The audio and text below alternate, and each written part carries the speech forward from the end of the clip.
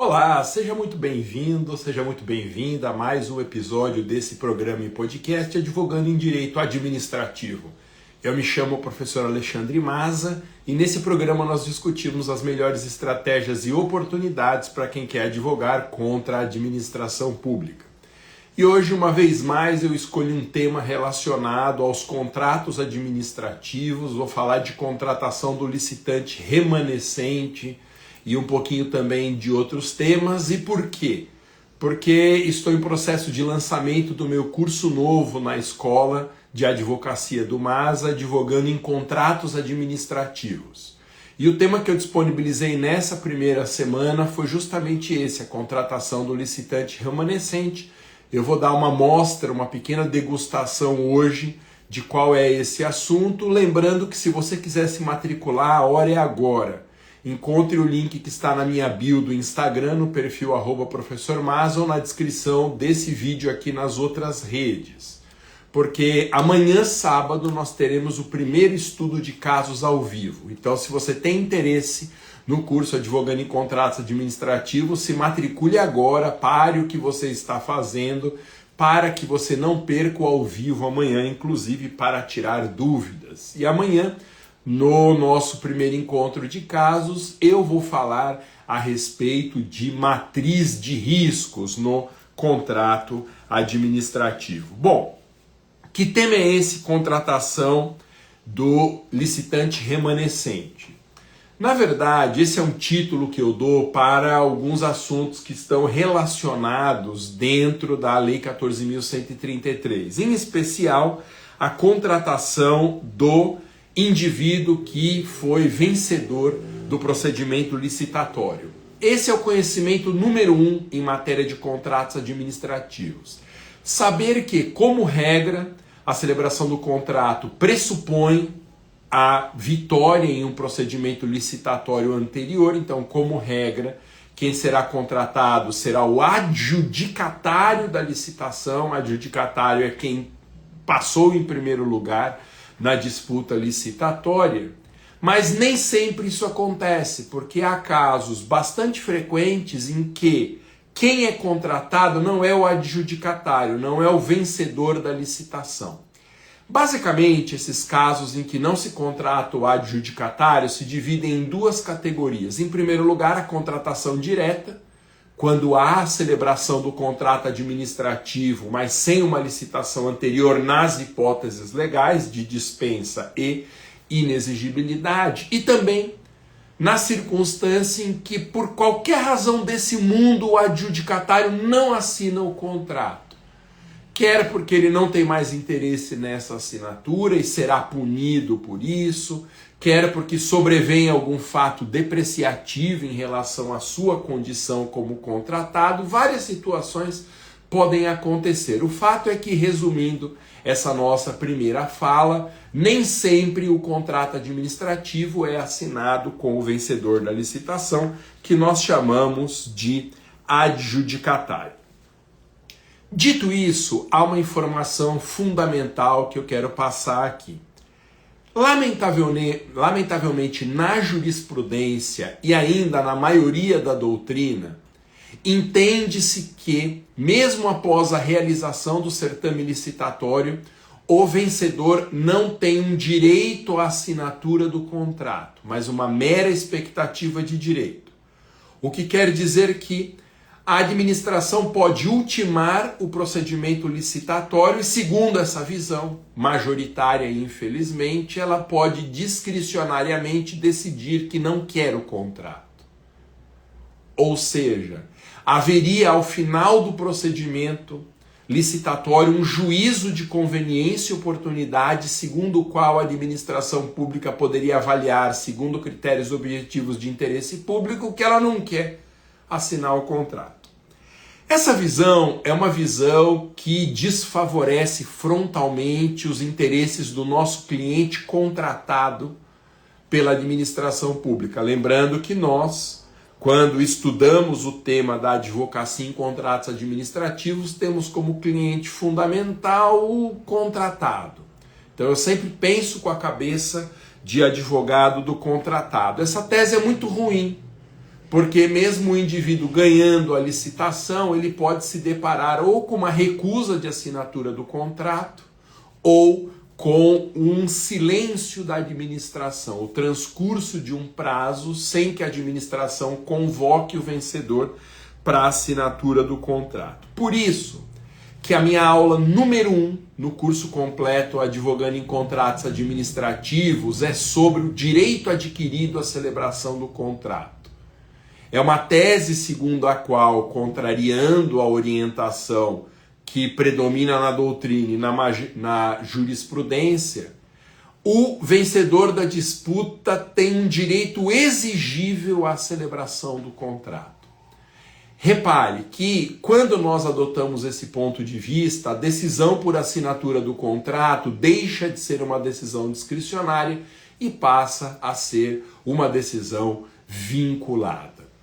É interessante saber que na relação jurídica que se instaura entre a administração e o contratado, quando a administração tem um poder discricionário, na outra parte, na alteridade da relação jurídica, existe alguém com uma expectativa de direito apenas. Então, na relação jurídica em que a administração tem, de um lado, um poder discricionário, o particular tem do outro uma expectativa de direito, ou seja, uma situação subjetiva de vantagem destituída de exigibilidade.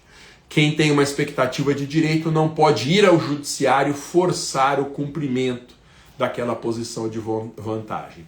Pelo contrário, quando na relação jurídico-administrativa a administração tem um poder vinculado, aí sim o particular que está atrelado nesse liame com a administração pública tem um direito adquirido à emanação do ato. Quando, dessa forma, estamos sustentando aqui que há um direito à celebração do contrato por parte do adjudicatário, estamos dizendo que a celebração do contrato após a realização do certame licitatório é uma decisão vinculada e não discricionária. Nós temos um autor fundamental em matéria de contratos que abona essa tese. Nada mais, nada menos do que o grande professor Marçal Justen Filho. O professor Marçal, consensualmente, é considerado a maior autoridade brasileira em matéria de licitação e contratos, e o seu livro Comentários à Lei 14.133 é a bibliografia básica de referência e de consulta no meu curso Advogando em Contratos Administrativos.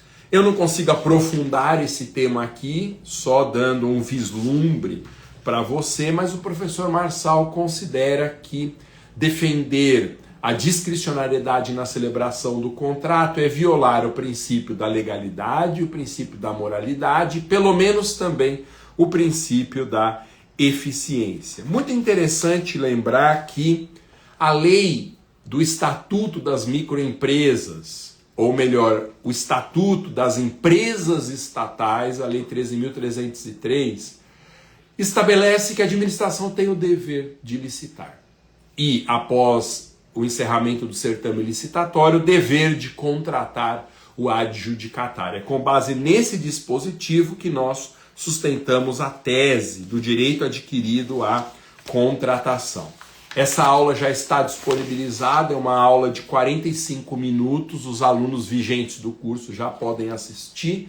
Também já acompanha como material de apoio o roteiro e uma petição inicial de um mandado de segurança para que o judiciário determine a convocação do adjudicatário para a celebração do contrato.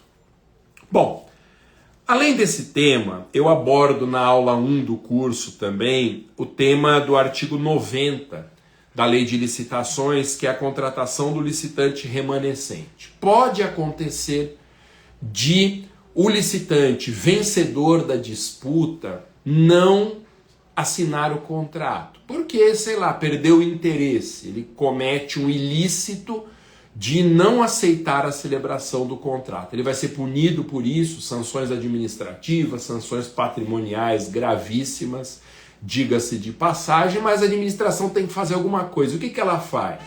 Ela vai pegar na ordem classificatória os licitantes remanescentes. O adjudicatário é que se posicionou em primeiro lugar, mas seguramente haverá um segundo, um terceiro, um quarto colocados.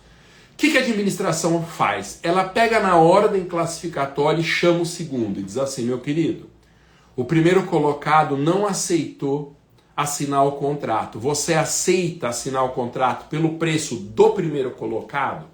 Se ele aceitar, ele assina o contrato. Se ele não aceitar, a administração vai para o terceiro, faz a mesma oferta. Se o terceiro não aceitar, vai para o quarto e para os seguintes faz a mesma oferta. Se ninguém aceitar, a administração volta ao segundo colocado e diz: meu amigo, você aceita oferecer por um valor um pouco maior do que o primeiro colocado ofereceu, mas inferior ainda à sua proposta? Se ele aceitar, assina o contrato. Se ele não aceitar, procura o terceiro, quarto, quinto e assim por diante. Se ninguém aceitar, a administração contrata na ordem classificatória pelo próprio preço ofertado por essas empresas na disputa licitatória.